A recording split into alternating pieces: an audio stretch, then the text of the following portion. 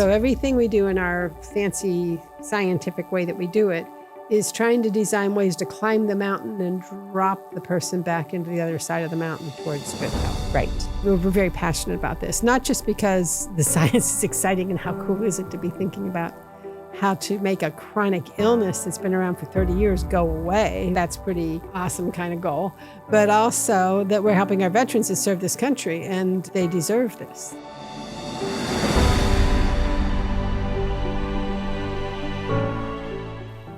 Hi, I'm Haylie Pomroy, the Assistant Director of the Integrative Medicine Program at the Institute for Neuro Immune Medicine. I have the distinct pleasure of being your host today for our podcast, Hope and Help, for chronic disease and fatigue. I have two incredible guests today. I have Dr. Nancy Klimas, the Director of the Institute of Neuro Immune Medicine, and Sergeant First Class Retired Jimmy Arocho. Thank you for your service. Thank you. Absolutely. Dr. Klimas, you have created this incredible institute. Can you tell me a little bit about our work right now with Gulf War illness? I would be happy to. A lot of people may not realize that during the many conflicts in the Gulf, there have been different types of toxic exposures that our veterans have seen and have had health consequences. So at the first Gulf War, the 1990-91 Gulf War, when Kuwait was liberated by Jimmy and his many colleagues, which was amazing, there was this perfect storm of toxic exposures. It was dreadful. Between the organophosphates that were being used as pesticides, sarin gas that was actually released into the atmosphere during the conflict and shortly afterwards, and the amazingly intense exposures to oil well fires, our Gulf War veterans' poor little detoxification systems got overwhelmed, and about 1 in 3 became chronically ill. It has now been 32 years since the Gulf War, and 1 in 3 Gulf War veterans, 1 in 3 of the 800,000 plus veterans that went to the Gulf from the United States are still ill today from the exposures that they had at that time. It's a terrible illness. And basically what happened was they had a pretty bad toxic hit that affected their brain and caused a chronic brain inflammation, chronic brain oxidative stress situation that resulted in just a sort of vicious cycle of chronic ill health ever since. And Jimmy, Dr. Klimas just alluded to that you were there. Yes. And so can you share a little bit about your experience being there, what it was like being there, and if you were cognizant or aware of this exposure as you were having it? Oh, very cognizant. Yes, I did deploy to the Persian Gulf War, 1990, 1991. We call it Desert Shield, Desert Storm, 2 major campaigns. The Desert Shield was mostly in defense. The Desert Storm was the military operations where we liberated Kuwait. We were all cognizant of the airborne hazards. We monitored chemical alarms that were going off. We had Scud attacks, which are basically missile attacks from overhead. The oil well fires, which was done as an offensive measure to cloud the battlefield and to show the anger of the enemy. Experienced every bit of that in the 7-month deployment. And that I can't even fathom what that was like. And Dr. Klimas, I'm going to take just a step back here for a second. At the Institute for Neuro Immune Medicine, we do tremendous amount of translational research. We have quite an intimate relationship with the veterans healthcare centers. Can you give me a little bit, or just like our listeners, a little bit of indication of how this relationship came about? Oh, sure. Absolutely. Actually, from the very start, when we created the Institute for Neuro Immune Medicine, I had already had a 30-year history, 25-year history at the Miami VA with an active research portfolio and a laboratory and all of that with my colleagues at the time at the University of Miami. And we sort of wrapped that all up and moved it up the street to Nova Southeastern University, still in partnership with the VA. So to this day, I still have my laboratories. I have laboratories at the VA, and we have a very amazing clinical research program that's based at the Miami VA in partnership with the Institute for Neuro Immune Medicine. And we have at our sites also labs and clinical research as well as clinical care programs. And Jimmy, you have a very special place with us at INIM. Can you share with our community how the relationship began and how it's evolved over time? I appreciate that because that's an introduction to the level of advocacy that I started out with the INIM, and then subsequent took a job with the INIM, which was really awesome. I was actually reading Dr. Klimas's productions, her work, and I was reading one of her studies, and I moused over her name, and her email appeared. I was, and there it began. There it began. I emailed her immediately, and I will tell you most directly what I encountered. I encountered the most kind, caring, committed doctor I've ever met in my entire life, and here we are today. And so, were you personally dealing with some of the symptoms associated with GWI? Were you working with? In involving myself with research, what I discovered was understanding more about what was going on with my body, putting labels on what was going on with my body, so that when I went back to my primary care doctor at the Veterans Administration, I was having much better conversations, letting the doctor understand what was going on. So at the same time I was experiencing the wonders of research, I was taking this back to the VA for clinical support. And subsequently, I was ultimately diagnosed with Gulf War illness. It took some time. Would have never made it there without the research, without Dr. Klimas. Thank you, Dr. Klimas. He says such an important thing because so many veterans who have had these toxic exposures haven't associated their illness that they have with the toxic exposure. Exactly. And so they are just out there floating, not understanding what's going on. And so the VA has become incredibly aware of the downstream effects of toxic exposures. This whole recent PACT Act was really wrapped around taking responsibility as a country for the harm's way that we put our active duty personnel. Can I ask you just to mention that act one more time, please? The PASC Act, PASC. It was just the last, 2 years that the PASC Act came into being, but it basically gave the VA the resources to do what's right, both in terms of disability payments, but also in terms of training, legions of physicians to be more in tune with and understand what they're seeing when someone walks in with a toxic injury. And from what I understand, it's just difficult, both from the individual that's dealing with this, but also for so many physicians to identify this. Can you help the people that are sitting out here, and can you give me the time span also that we're looking at?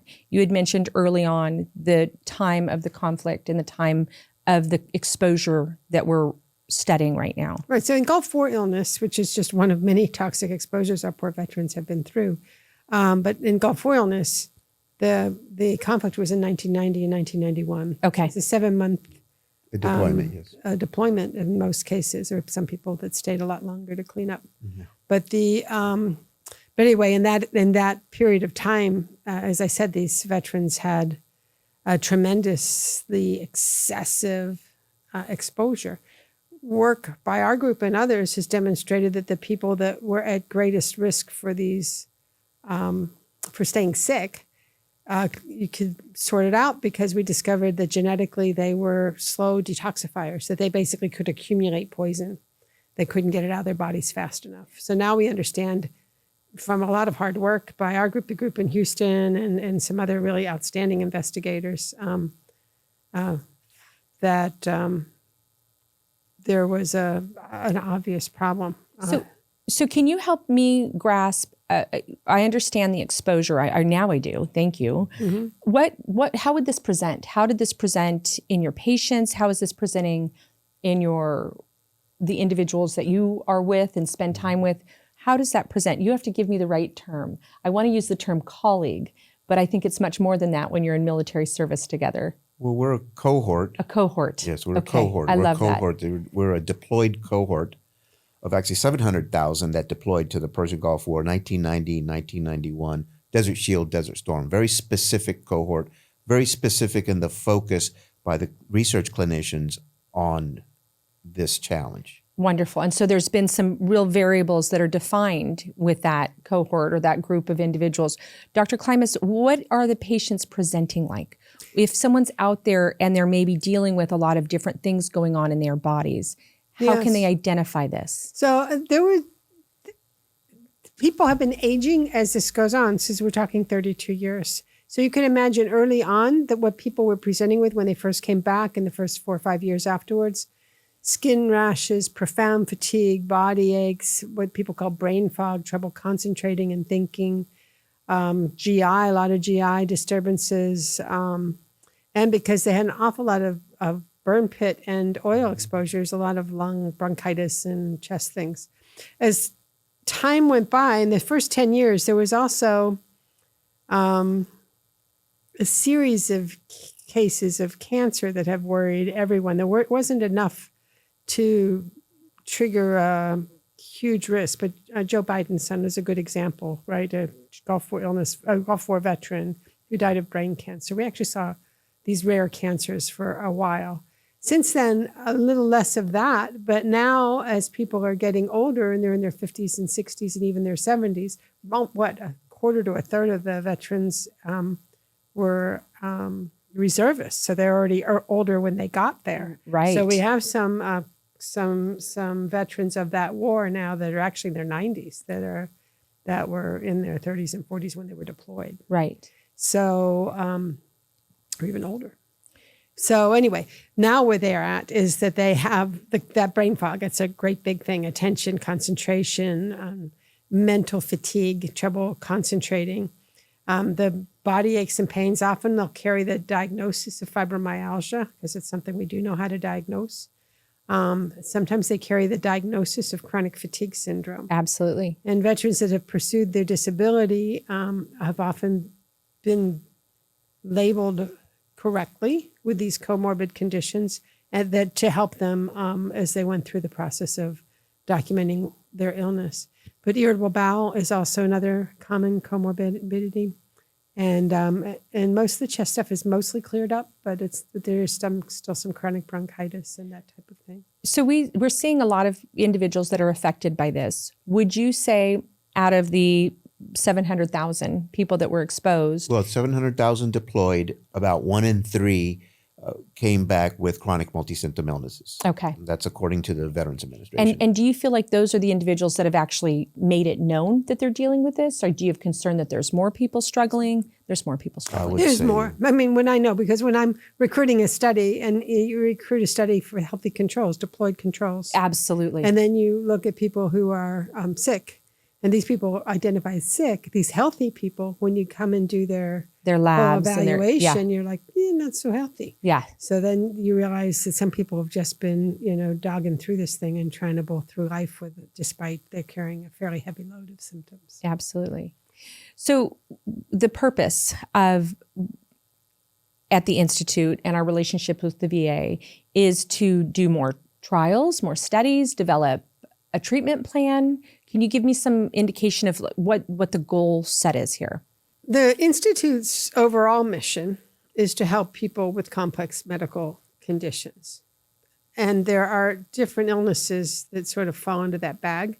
The post-viral illnesses. Now, post-COVID is a common, long COVID, common illness that we're now exploring. ME/CFS, which is frequently a post-viral illness. And the Gulf War illness patients. And what they have in common, these 3 illnesses, is that the symptoms are very similar because what's going on in the brain is very similar. So the body's response. Yeah. So you can imagine, here's the brain, grand central for everything you do. It's in charge of, your blood pressure and your pulse and the rate that your gut is digesting things and so on. It's in charge of all your endocrine things. It's in charge of releasing anti-inflammatories from the endocrine system when you need them. So the immune system, the endocrine system, the brain, they're so tied together. So here we have a group of people, all these different illnesses, but what they have in common is this brain hit that got them at the beginning, creating a cycle of inflammation in the brain as well as the body, but the brain and oxidative stress. Those two are so tied together. Help me for a moment. Pencils and crayons, just for the people like myself. Pencils and crayons are so cute. I love it when you say that. Pencils and crayons. Talk to me about oxidative stress for a minute. So oxidative stress is, you hear it a lot. And Yes. a lot of people take antioxidants. So Yes. there's that. And it's got to do with your body's ability to manage the trash of energy. Every cell has to make energy. Right. And in making energy, it flips out some free radicals. And typically they're grabbed up by a system that's in that cell and recycled back into energy. And in a perfect world, this perfect little figure eight of things is going on where you make energy, clean up the mess, make energy, clean up the mess, recycling all this. So the stuff you infrastructure need. of the cell is Beautiful. perfect. Yes. Yeah. When that fails, and inflammation can make it fail. Right. But so can lots of other things, including Toxins, viruses. and lack of nutrients. Yes. Really important nutrients, you need to maintain it. So if that fails and that figure eight starts looking a little skinny on one side, now you have a real problem in that cell. And Got it's it. going to make free radicals. It has to get rid of them and flips them out of the cell. Sometimes it flips the whole damaged energy unit, the mitochondria, out of the cell. And now you've got a setup for a vicious cycle of inflammation because the immune system sees that and has to react. The immune system drives more oxidative stress, makes more free radicals, and it goes on and on and on. And 32 years later, you're looking at the brain of someone whose insult was 32 years ago. Right. And the continued insult of daily not being able to resolve it, Yes, set a new homeostasis or a new status of health. right. And we do a lot of that work in our group, talking about homeostasis. Yes. Which is, there's a homeostasis, a network of a balance of good health, and that there's a network or balance of chronic ill health.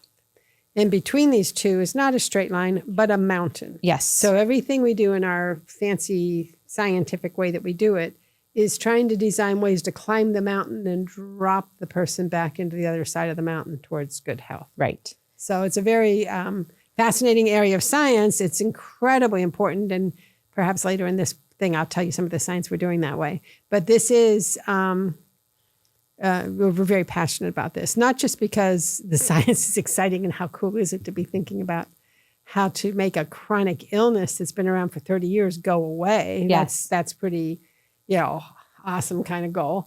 But also that we're helping our veterans to serve this country, and they deserve this. They deserve everything that we can do to try to get them right again. And yes, Jimmy, you do. Thank you. And absolutely. And that brings me to my question is, you are a very dynamic human being. You have a lot of things to spend your time with. Sure. What is the inspiration and the motivation for all that you put into this? What is your hope for people that are out there? Hope is awesome, and my hope started with unpackaging the wonderful information that Dr. Klimas shared. So just imagine, as an advocate, I would take all this information in and then make it so that veterans could understand it. So just break down the components. The VA was starting to kick in the early days, and they labeled the presumptives, which were chronic fatigue syndrome, irritable bowel syndrome, and fibromyalgia, were the three presumptives associated. Those are clinical side, associated with Gulf War illness. So there's a direct correlation, There's is what a you're direct saying. correlation. So and I took that exposure caused those things to happen in the body. Yes, that's Okay. correct. That's Okay. correct. Early day. So the VA, of course, the VA is not at the leading edge of research, but it gave me enough to start taking this advocacy out to veterans, which initially the advocacy started to get traction and quickly became outreach and recruitment, because the reciprocal of all of this knowledge was participation in INM research. So it was the best combination of two things were happening. Very tough to keep up. I'm a layman, so I'm keeping up with this research doctor that's leading in the nation, that her name is known and her work is known. And I'd say, look, I work for her. And this is what you can expect. What we can do. Yes, you can now have an expectation for quality of life. You can have expectation for understanding what's going on with your body. Again, expectations for better conversations with your healthcare providers and the Veterans Administration. Part of our system also includes benefits, something that the Veterans Administration, the Veterans Benefits Administration calls compensation and pay, which is an integral part of injury on the battlefield. So that was part of the messaging as well. We took that to here we are today. So I want to see if I understand this correctly. Sure. So with veterans right now, we have a population, and that population is in need. The synergy that I see here is that we have this cutting edge research happening at the Institute of Neuroimmune Medicine. And so to marry those two together gives our veterans access to research that's happening in your institute. Is that correct? Right. The Institute is set up to do basically everything that we felt like a gaps analysis, if you would. What would be the most exciting way to set up an institute that could translate what has been decades of basic science work, laboratory work, that has really started to give us the underpinnings of this complicated illness, and be able to take that information, design studies, and move it to the human. On the same side, we do clinical care. So we have our clinicians are taking care of veterans with Gulf War illness and other conditions, both here and the clinicians at the VA. And so we're doing it all. We're taking care of veterans. We're doing bench work. We're doing translational work. And there's a little space between bench and translation that we also do, which is the animal studies or the in vitro studies, proof of concept studies. So if you throw that together, and one of the ways we approach this is to use, now it's called AI, but we artificial intelligence? Yeah.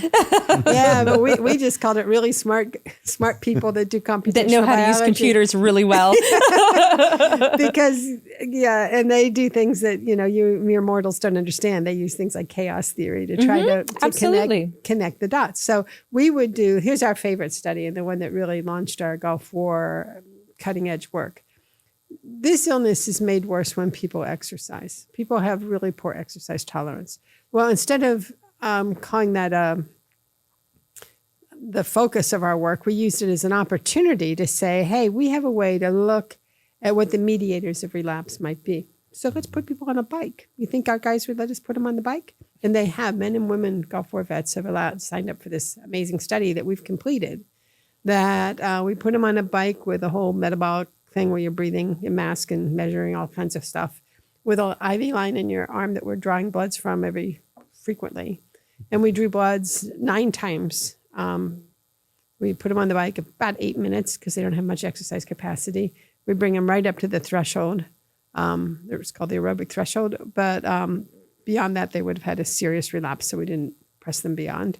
But we drew bloods at the beginning at the threshold at 15 minutes, 30 minutes, 1 hour, 2 hours, 4 hours, the next day, all 9 times, 9 tubes, 9 different blood draws.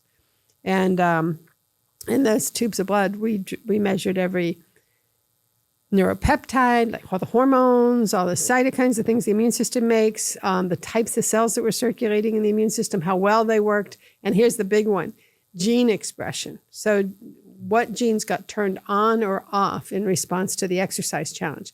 Not just knowing that before and after, but in what order, order of go. Absolutely. So if 24 hours after you've exercised, you're in a relapse, and I drew a tube of blood, I'd find a lot of things wrong there, but I wouldn't know what started it. And if I wanted to just treat these, I'd be treating the tail of the dog.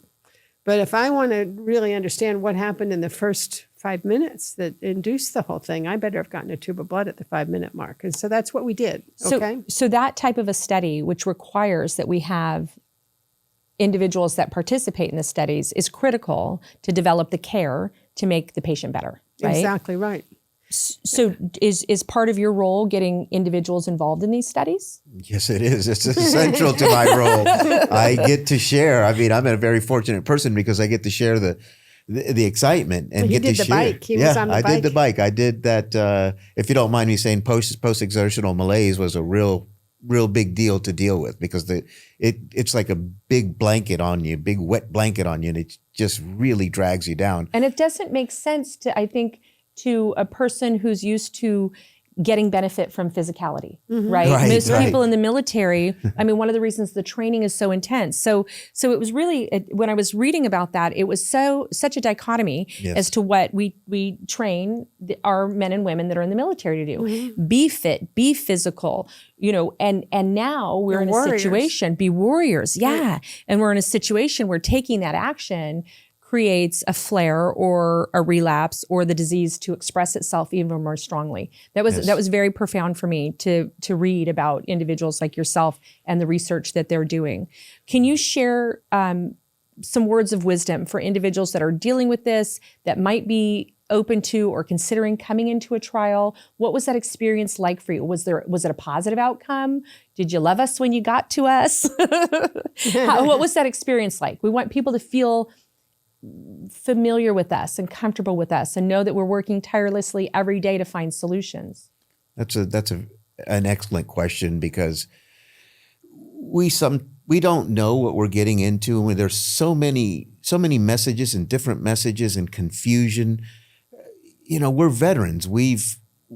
Like Dr. Klimas said, we're warriors. We're concerned. Why am I degrading? What's going on there?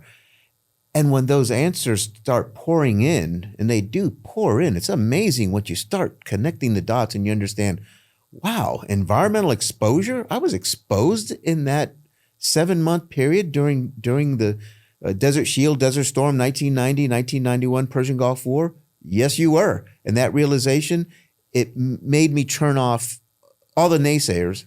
And I have to be honest, the naysayers were coming from the Veterans Administration, not in a negative way, but in a way that we really don't understand either. Right. So I don't understand. My doctor doesn't understand. But that research doctor I saw last week, she had answers. Right. Not the definitive answers, but let's do this. Right. And I mean, talking about... And measure it. And measure. And make sure, Yes. and that's what's so important with the research, right? That is that we're not shooting in the dark. We're not just trying to do something and kind of wishful thinking, hope. There's parameters that are set up to actually measure, either absolutely the right direction and double down on it, or not the right direction and pivot. Yes, if you're a Persian Gulf War veteran and you have questions about what's going on in your body, you owe it to yourself to turn the page, go to the next step, ask the questions, have the conversations. There's no requirement to jump into this swimming pool or this warm tub. Just ask the questions. We have people that answer phones and can answer those questions that can lead to onboarding into research, which is a powerful outcome. Dr. Klimas, I know that people listening to this podcast, there's going to be people that have either themselves or a loved one or a dear friend or a family member that is dealing or had this exposure. How can they participate with our studies and trials? There's so many different ways to find out more information. At our institute, we have a webpage, which is great, and it has a research section, and under there's Gulf War, and we have a lot of Gulf War clinical trials. I think there's 6 or 7 open trials right now that are that's interventive wonderful. Trials, the intervention studies. So and then I'm going to ask you, what's an intervention study? What's the difference there? Okay, there's different kinds of studies that people can volunteer for. Right. One of our easiest studies is called B-Brain. Is they just come in, we do a medical evaluation, they fill out some self-report forms, and we draw some blood. That creates a biorepository that the whole nation's scientists in Gulf War illness are dipping into regularly. That biorepository is supporting at least 30 other investigators in the country so that they don't have to recruit people. They can just call up and ask for samples of well-identified subjects. So the B-Brain is a really important study. It's out of Boston University, but our site's the biorepository. And veterans can come to the B-Brain through the Boston University website, which they just could Google Boston I'll get University. them that. Yeah. Yep. Great. And they could find a site near them that's a part of B-Brain. It's all over the country. And then samples are sent to our laboratory. We're the biorepository, and then we're the ones that pull the samples. But we're also a site, and people can come to our VA site for B-Brain, and they would, that's not an intervention study, but it's an incredibly important study. You can imagine how if you have to stop and recruit subjects, you just took 2 years before you started your work.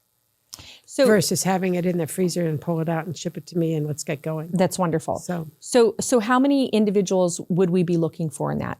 B-Brain's got, I think, a goal of around 400 people. It's a little more than halfway done. Okay. So we're looking for another 100 or more people across the country. And do they need to be in Florida?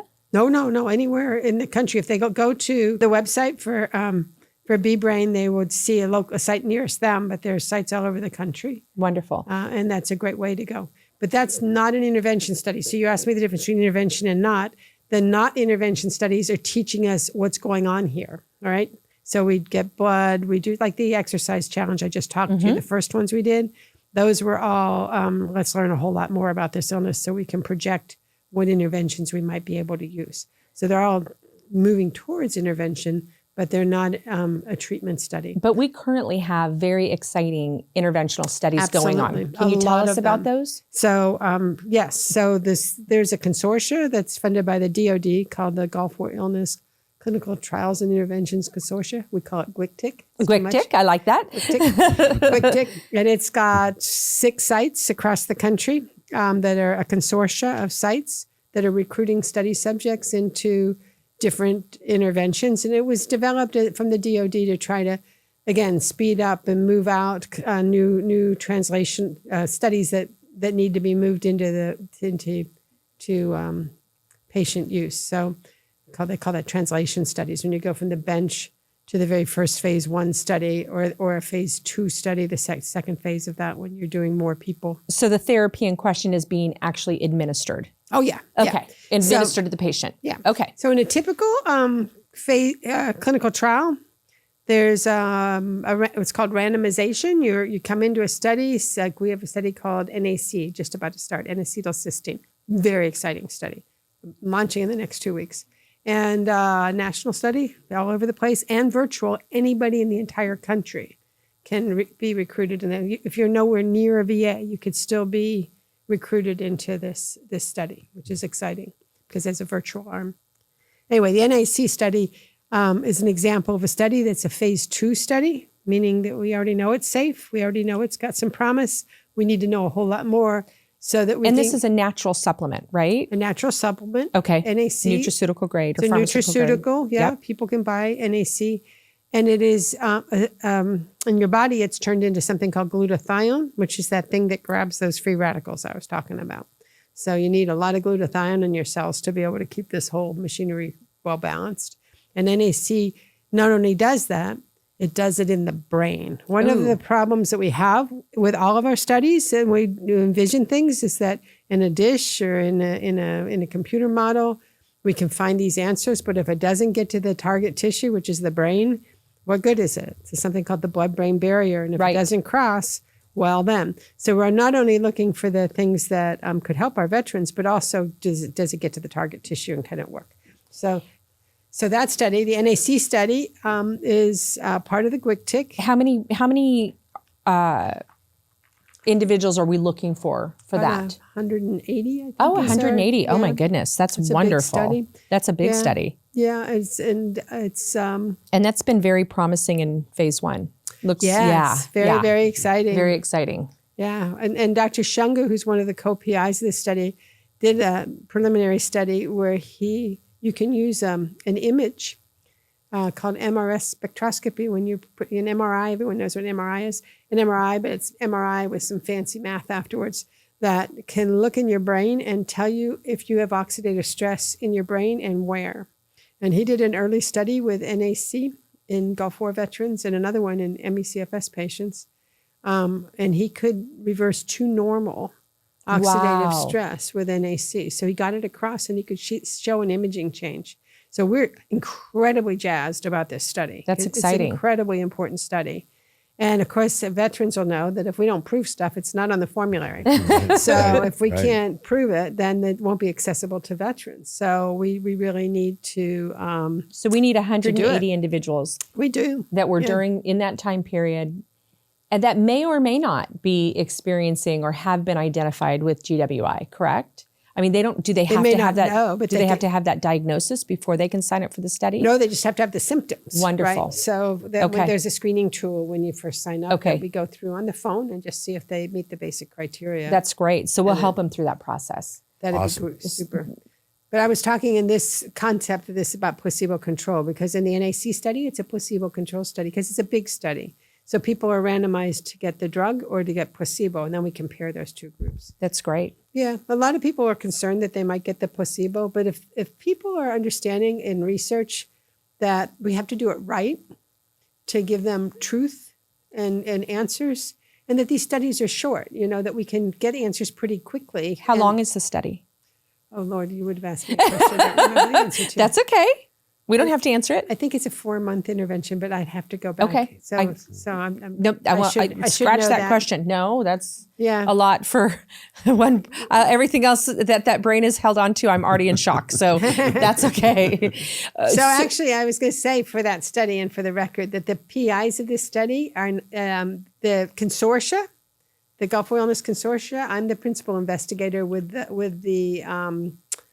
our colleagues at RTI. So What's which RTI? Is, the place. It's a independent company that manages the data and the Oh, wonderful. platforms, the stats, and a lot of the quality assurance issues. We have an extremely professional group there. That's great. And the consortia has multiple projects with different PIs, so meaning principal investigators. So I am not the principal investigator of this study. Dr. Kim Sullivan, and Dr. Shangu Dakoma Shangu are co-PIs of this study, and they're amazing scientists. And this is going to be the coolest study. Some of the people in this study are also getting the imaging done, depending on where they live and if they're near one of the sites that can do the imaging. That's So exciting. the people in the New York and Boston area will go in and get the images done too. What I understand is that doing this kinds of research is critical. We know there's a problem. We know individuals are struggling with this problem. There's some very exciting treatment on the forefront. So Jimmy, what would you tell individuals that are struggling with these types of symptoms? What's critical that they act on right now? The most critical thing that I dealt with personally was quality of life, because I have family, I have friends. I want to wake up every day and be active, be integral in my community, come in and do advocacy and work with the INIM, with Dr. Klimas, et cetera. So quality of life is critical. So what action do people need to take? Should they participate in these trials? Do we need volunteers? Yes. What is it? We do. Just shout it out. Yes. Just it's a challenge accepted. Damn it! I mean, come on. Let's do this. Yeah. You're doing it for yourself. You're doing it for us. You're doing it for the team. There's not only the immediate demand, but as Dr. Klimas will bring out, there's some concerns about neurodegenerative issues in later stage or early stage presentation of these of challenges. Time is limited. We live on a spectrum. Some of us are not as well off as others, and if we don't act, if we don't do this for ourselves, it's just tick-tock. Time is flying, and we're missing the opportunity today. And I also think that by participating in these studies and trials, you're helping your comrades. You're helping the individuals that were there shoulder to shoulder with you, right? Yes. We gain so much information from individuals like you participating in these studies and trials. You're empowered by it. Your life is changed by it. Yes. But it doesn't end there. You impact all the people that you were there with as well, by allowing an institute like the Institute of Neuro Immune Medicine to explore what's going on in the body and have the passion to wake up every day with the intention to find solutions. And so, Dr. Klimas, what do we need people to do? So I can tell you that people ask me, why does it take so long to have something actually get into the hands of the people who need it? And I will answer it as someone who's very experienced. Recruitment. If it takes me 4 years to fill a study, that's 4 years that you had to wait. So and it's taking me 4 years to fill studies. Let's get real. And the pandemic did not help one little bit. So if there is any way to tell folks clearly and in a way that rings every bell, please get in these studies so that we can get this out to you. I cannot promise you a study intervention that was successful unless I do the study. And I can't do the study unless I have enough people to do the study. So, and we're talking about a recruitment. population of over 700,000 individuals. Mm-hmm. But we need 180, 400 Exactly. people to step up and allow us the opportunity to help them. Exactly right. Yeah. And that's what we're asking. And we're asking it from the bottom of our hearts and with gratitude for the service. Absolutely. that And was- with deep creativity, because even though we were dealing with COVID, where we were locked down, the INIM was so resourceful that they came up with virtual way to participate, virtually in the way that you in your own hometown from your private home Right. can participate. You find a blood lab. We help you find a blood lab in your community, but it's facilitative. It comes to you. There's little reason not to participate. Again, I throw out the challenge to my colleagues. Come join in. The water's warm. So as the host, I'm going to commit to you guys that I'm going to shorten the gap between getting to us, from where you are today to getting to us at INIM, so that you can start the process of participating in one of these trials, this research, and not only help your own health trajectory, but level up the health trajectory of everybody that was over there with you. Level up. Level up. Let's do it. So let me just do a quick little spit on what we're trying to recruit. Yep. Just real quick, because not time enough to talk about each one. But this Gulf Wellness Clinical Trials Consortia, which is amazing. I don't know what a consortium means. Okay, so the Gulf Wellness Clinical Trials Consortia is a consortia, meaning a group of people that came together to try to do it better. It implies that there's multiple sites and Got that it. they work collaboratively together. Okay. So this particular consortia is working with the New Jersey VA, the Houston VA, the Palo Alto VA, Boston, Miami, but we also have other sites. People use our consortia to move their ideas forward. So when I was talking before that your basic scientist can have this genius idea that's ready to translate, but if they don't have partners to translate it, it dies on the desk. Right? You can do your whole life's work and never move it to actual human use because you didn't have a clinical partnership to do it. So this is the clinical partnership. So a PhD can come to me and say, let's move this forward. And we do. So we have studies going on at Roskamp Institute, Houston. We have another one at Waco. We're helping other scientists, Dr. Younger in Alabama. We're helping other people either get their studies off the ground or actually perform their studies for them, or recruit their studies for them. So we're trying to help everyone we can, and not it's not just our little Miami group that's engaged in this. It's a national thing. The call to action for this is that we have the consortia. It was the advocacy of the Gulf Wellness community that helped convince Congress to pay for this. And we put it all together and we are trying to implement it in our strongest possible way. We have multiple trials, 7 or 8 trials right now underway. We need study subjects. Reach out and volunteer for this study. If you can't be a patient or a study subject in a study, but you know Gulf War vets, use your social media to roll this out. Please send our links out, send our message out, get people to know about us because we're trying to find you. So we're going to put the links here available for you. But if I understand this correctly, we've put the time, energy, effort, gotten the resources together to put a ton of brilliant people that are like-minded that want to move this forward. And now what we need is veterans to step forward and participate in the trials. Absolutely. Okay. That is the bottom line. Okay. Yeah. And we also need your help in spreading the word. There's a lot of chatter out there, and there's a lot of promises out there, and there's a lot of conversation that maybe isn't netted the help that we need to get the veterans, and we need to get it as quickly as possible. Time's ticking, as you keep saying. I love that. Tick, tick. Yeah. So please make sure that you sign up, that you spread the word, that you help us on our mission to get the help that's needed for the individuals that are dealing with symptoms associated with GWI. And Dr. Klimas, if you can just share with us one more time. You just go to our webpage and you click on the link that is on the Gulf Wellness Research Studies. It's a super short little survey that just tells us who you are and how to contact you, and if you were ill or not ill, if you're a control or if you're a sick person. But the big thing, permission to contact. And then we will circle back and send you all kinds of information about our work, and we'll reach out to you. So thank you.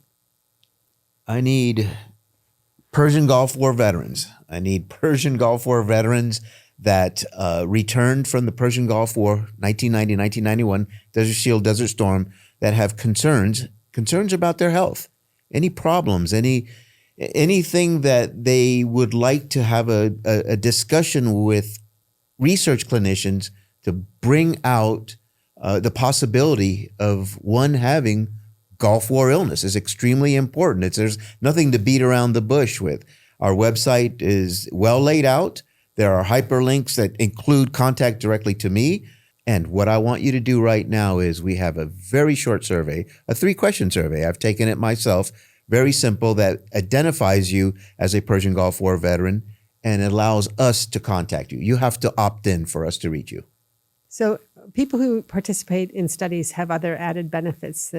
The real reason to be in it is because you're for the greater good, that you're teaching us what we need to know to be able to help the most people. But you personally do get benefits. We do thorough evaluations. We do hundreds of dollars worth of lab work. We do a lot of personal work. And often, just by virtue of meeting our entry criteria, we validate that you have the illness, and it helps with the disability assessments and all that type of thing.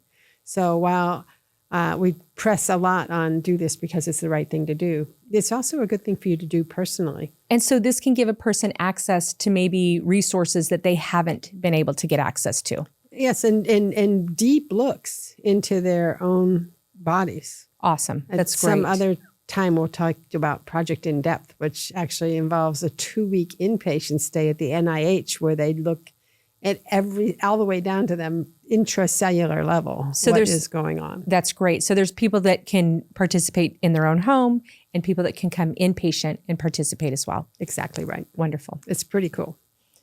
What else? We're going to get the answer to this. Before we run out of time, I need to mention our long COVID study. Perfect. It's called COVID Up, which is COVID, Understanding the Post-Viral Phase. Great name, because we like to do that in science, like make complicated names. But the idea is that there are a group of people in this country, probably in the million-plus range, who never completely recovered from COVID. Some of them didn't recover because COVID damaged something important like their heart or their lungs or their kidney. But those are the small numbers. The huge number are these people that have a post-viral illness that looks for all the world like an illness that we have been studying for 30 plus years. Myalgic encephalomyelitis / chronic fatigue syndrome. So CFS, or chronic fatigue syndrome, has been around for a long time. See the gray hair? One of my very first papers I published when I was just a little baby doctor was on chronic fatigue syndrome in the early stages. I've been doing it that long. And we've got a lot of experience with ME/CFS patients and with research. And it was our question whether or not these long COVID patients had the same thing or not, or could we apply things we've learned from ME/CFS to help our long COVID patients and perhaps get them into a better health state sooner. So the CDC, bless them, funded us to do a comparator study. And we are busily recruiting hundreds of long COVID patients into a platform where they do self-report stuff about themselves. And from that group, we pull in a subgroup of 200 people. It's a big study to bring into our clinics and do what's called a deep phenotyping study, where we're looking at doing echoes and looking at their hearts and lungs, but we're really looking intensely at their immune systems and their cell functions and things like that to see if we can find the underpinnings of long COVID, and if it looks a lot like the same thing we're seeing in ME/CFS or not, so that we can understand that. So this is a study that's been hard to recruit because it's a South Florida study. People have to be able to come into our clinic, so that's regionally a South Florida study. And we were reaching out to them through their hospital systems. And we sent out, I'm not exaggerating to say that there's been at least 80,000 emails sent out. But we've all been trained not to click on emails. Right. So you send out 15,000 emails and you get 300 people. Literally, that's all. 300 people open the email. Oh, man, it's just killing us to recruit the study because people don't even know we're doing it, even though they've been invited to be a participant. So these are individuals that are dealing with COVID long hauler symptoms. And they have to live in South Florida. Yeah, they're either long haulers or they're not. They're people who had COVID at any time during the pandemic. Okay. They had COVID and they either recovered or they didn't. And they can volunteer through either one of those doors. And how many people are we looking to recruit? We were hoping for 800 when we started out. We'd be happy if we get the 200 in. We're going to stop when we get to the number that we're trying to bring in for phenotyping. And I think we've only gotten about 60 or 70. We have 280 people in the study right now, and we have maybe 70 or 80 that were eligible for the next step. Okay. So we need to double those numbers up. Okay. We need probably another 300 to be able to fill it out. So right now we're looking for 300 individuals that had COVID, whether they recovered or did not recover. Yeah, and we'd like a lot of unrecovered people in that. So specifically, I'd like to see individuals that have some symptoms associated with COVID long haulers that haven't reached full recovery. Exactly. And we need that now. Exactly right. And the symptom we're really most interested in to start is this fatigue. Every time I try to do something, I feel like I want to just lay up sorry afterwards. That is the symptom that is central to ME/CFS, and it seems to be central to long COVID. So we're grabbing the fatigue patients up, and if they have other symptoms, we're counting those too. We're doing a good evaluation. But we really do need to see them. And where they get this great thing. They go to the most expert site in South Florida that really understands post-viral illness, and they get a thorough evaluation.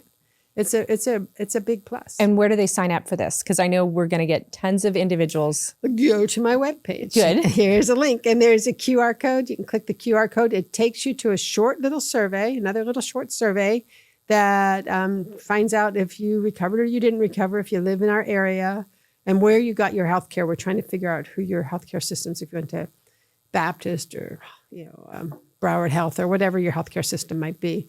And whether or not you're in there, we still want you to come through. It was just how we filter people into different things. I have something proud to say about this study. Because we recruited through this way where we didn't just ask for volunteers or recruit from our clinics, but rather we went from the healthcare systems, we have the most beautifully representative demographic of this community. More than half of our study subjects are Hispanic, as is our community. 17% are African American, as is our community.